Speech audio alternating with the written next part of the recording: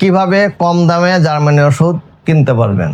কম দামে জার্মানি বা সুইজারল্যান্ডের ওষুধ কিনতে গিয়ে নকল ফাইল নিয়ে প্রতারিত হবেন না।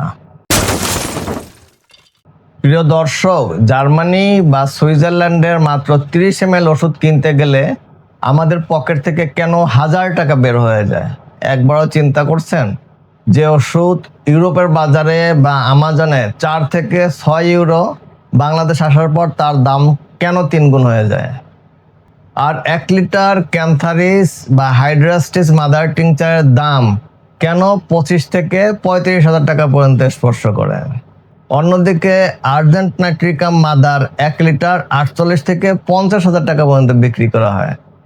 ডক্টর রেকোয়েগের আর সিরিজের যেমন R41 22 ml এর এই ওষুধটি ইউরোপের বাজারে দাম মাত্র 3 থেকে 4 ইউরো, অর্থাৎ বাংলাদেশি টাকার প্রায় 400 থেকে 500 টাকা, কিন্তু বাংলাদেশে এটি বিক্রি করা হয় 650 থেকে 700 টাকায়। এরপর ডক্টর উইলমার শোয়েবের ওষুধের হিসাব দেখি। যেমন পেটেন্ড্রস ডামিয়া প্লান্ট 30 ml এর এই ওষুধটি গ্লোবাল মার্কেটের দাম 5 থেকে 6 ইউরো, মানে 700 থেকে 800 টাকার মতো। আবার ডক্টর রেকোয়েগের R5 ড্রপস ইউরোপে এর দাম 4.5 ইউরো, মানে প্রায় 550 টাকা। বাংলাদেশে এর খুচরা মূল্য 750 থেকে 850 টাকা। এবার আসি মাদার টিংচারের দামে।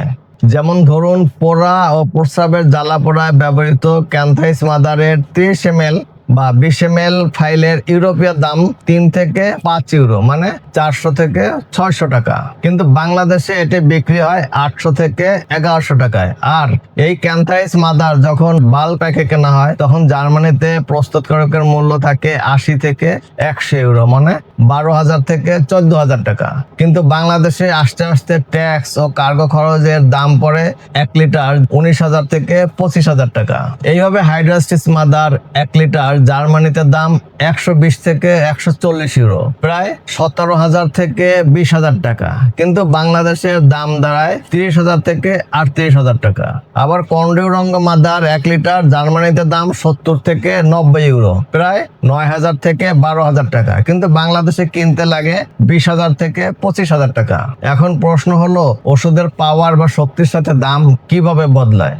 যেমন টাইটানিয়াম সাধারণত 30 ml পটেন্সির ফাইল ইউরোপের দাম 4 থেকে 6 ইউরো, বাংলাদেশি টাকায় 700 থেকে 800 টাকা, কিন্তু বাংলাদেশে এগুলো বিক্রি করা হয় 900 থেকে 1200 টাকায়। এবার আসি 3x থেকে CM, অর্থাৎ 1 লাখ শক্তির তফাৎ নিয়ে। 3x বা ট্রাইটিউরেশন টাইপের লো পটেন্সিতে খনিজ উপাদান বেশি থাকে, তাই 1 লিটারের দাম বাংলাদেশি 14,000 থেকে 20,000 টাকা হয়। আবার 30, 200 বা 1M পটেন্সি 1 লিটার ডায়ালুশন অ্যালকোহলে তৈরি হলেও বাংলাদেশের দাম পড়ে 25,000 থেকে 35,000 টাকা। আর CM বা 50M এর মতো অতি উচ্চ পটেন্সি বিশেষ প্রসেসিং এ পটেন্টাইজ করা হয়, তাই মাত্র 11 ml বা 30 ml ফাইলের দামই হয় 500 থেকে 1000 টাকা। জার্মানির চেয়েও দামি হলো সুইজারল্যান্ডের স্প্যাগরিক ড্রপস, যেমন এসপাগাইরাস বা স্পিটনাগেল। সুইস ফ্রাঙ্কের উচ্চমান এবং নিখুঁত এক্সট্রাকশন পদ্ধতির কারণে এগুলো জার্মানির চেয়েও 30 থেকে 40% বেশি দামি হয়। 30 ml এর একটি সুইস ফাইলের দাম বাংলাদেশি টাকার 1500 থেকে 2000 টাকা হতে পারে, কিন্তু আসল প্রশ্ন হলো, বাংলাদেশে আসার পর দাম এত বাড়ে কেন? এর পেছনে প্রধান 5টি কারণ রয়েছে। প্রথমেই হলো এয়ার ফ্রেট চার্জ। তরল ও অ্যালকোহল থাকায় কার্গো বিমানে বিশেষ ডেঞ্জারাস গুডস চার্জ দিতে হয়। দ্বিতীয়ত কাস্টমস ট্যাক্স, আমদানির সময় বড় অঙ্কের শুল্ক ভ্যাট ও AIT দিতে হয়। তৃতীয় হলো ইউরোর দাম বৃদ্ধি। ইউরো বা সুইস ফ্রাঙ্কের বিপরীতে টাকার মান কমে যাওয়ায় এর দাম বেশি পড়ে যায়। চতুর্থ হলো কোল্ড চেইন শিপিং।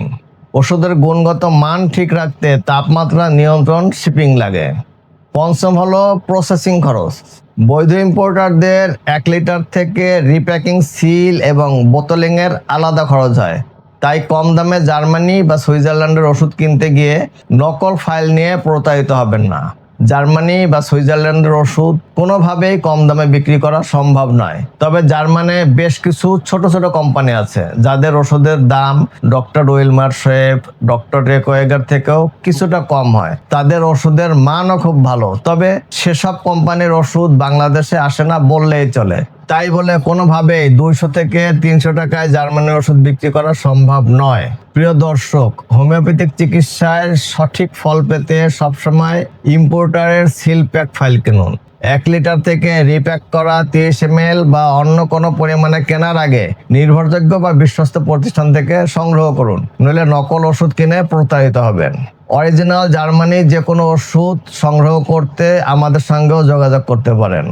আজ এ পর্যন্ত রাখছি, ইনশাল্লাহ আগামীতে নতুন কোনো বিষয় নিয়ে আলোচনা হবে। আসসালামু আলাইকুম ওয়া রাহমাতুল্লাহি ওয়া বারাকাতুহু।